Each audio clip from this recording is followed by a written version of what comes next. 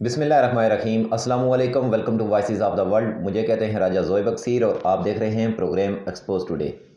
नाज़रीन, अक़वाम की तारीख़ में बाज़ अयाम और तारीख़ों को बहुत अहमियत हासिल होती है। बिल्कुल उसी तरह बरसग़ीर पाक व हिंद में मुसलमानों की तहरीक आज़ादी में 23 मार्च 1940 का दिन खुसूसी अहमियत का हामिल है।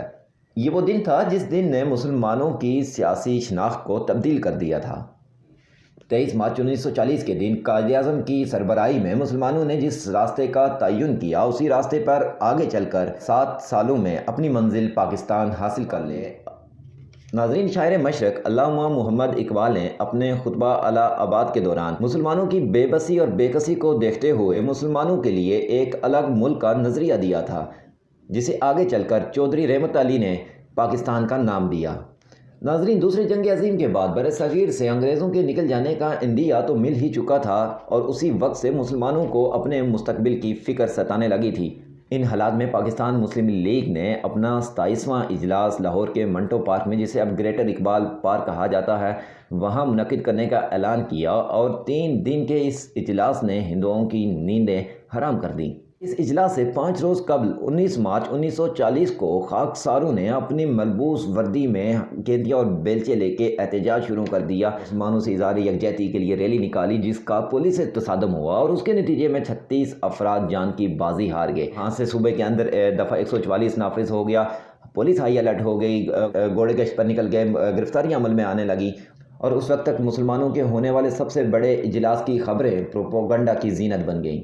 21 मार्च 1940 को कायद-ए-आज़म दिल्ली से मखसूस ट्रेन के ज़रिए अपने कारकुनों के हमरा लाहौर पहुँचे, जहाँ पर उनका शानदार इस्तकबाल किया गया और उसके बाद कायद-ए-आज़म वहाँ से प्लेटफार्म से सीधे म्यू हॉस्पिटल जाते हैं और जाकर ज़ख्मियों की इयादत करते हैं और उसके बाद कायद-ए-आज़म डेवस रोड लाहौर पर वाक़या मेमूट विले में क़याम करते हैं। 22 मार्च को लाहौर के मंटो पार्क में जब मुस्लिम लीग के झंडा लहराने की तकरीब होती है तो हज़ारों का इज्तिमा वहाँ पर पहुँच जाता है और वो लोग एहतजाज भी करने के लिए कॉल करते हैं, शदीद नारेबाजी करते हैं। दूसरी जानिब सूबे के अंदर 144 का क़याम होता है। तो ऐसे हालात में कायद-ए-आज़म अवाम को अपने जज्बात संभाल कर रखने की तलकीन करते हैं।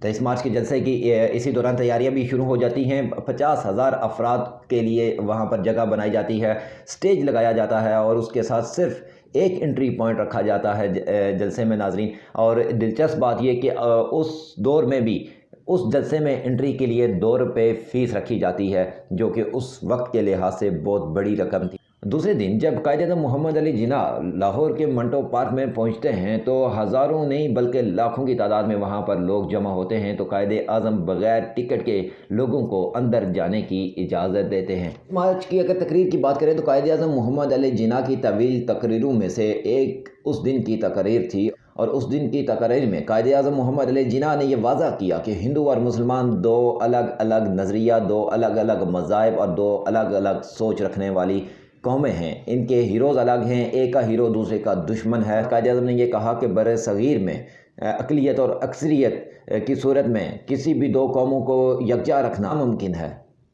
और 23 मार्च को जब कायद-ए-आज़म की तकरीर के दौरान शेर बंगाल पिंडाल आए तो पिंडाल शेर बंगाल के नारों से गूंज उठा। तो कायद-ए-आज़म मोहम्मद अली जिन्ना ने फरमाया कि जब शेर आ जाए तो मेमने को छुपना पड़ता है। और जब शेर बंगाल स्टेज पर पहुंचे और अपनी निशिस्त संभाली तो कायद-ए-आज़म ने दोबारा फरमाया कि शेर को अब जकड़ लिया गया है, अब मेमना दोबारा आ सकता है। तो स्टेज में पिंडाल से भी कह के बुलंद हुए।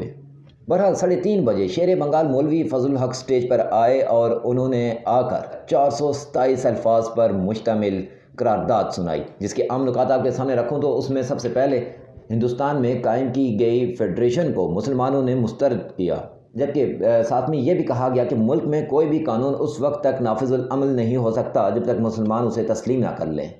मुस्लिम अक्सरियत और मुतसिल इलाकों को खुद मुख्तार रियासत बनाया जाए और इसके साथ साथ उसमें यह भी कहा गया कि अक़लियतों के हुकूक का तहफ़्फ़ुज़ किया गया। जो ही ये करारदाद पेश होती है तो लाहौर के मंटो पार्क में बैठे हुए रहनुमा इसको फ़ौरन से कबूल कर लेते हैं और उसके बाद कायद-ए-आज़म बादशाही मस्जिद से मुल्हिका अल्लामा मोहम्मद इकबाल के मज़ार की तरफ इशारा करके कहते हैं कि अगर ये आज ज़िंदा होते तो अपने ख्वाब को पाया तकमील होते देख कर कितना खुश होते। इस करारदाद के कुछ ही सालों के बाद दुनिया के नक्शे पर पाकिस्तान एक नया मुल्क बनकर उभरा। ये थी नाजरीन आज के हवाले से आम मालूमात। आपको ये वीडियो कैसी लगी कमेंट सेक्शन में हमें ज़रूर आगाह कीजिए। मुझे दीजिए इजाज़त, फ़ी अमानिल्लाह।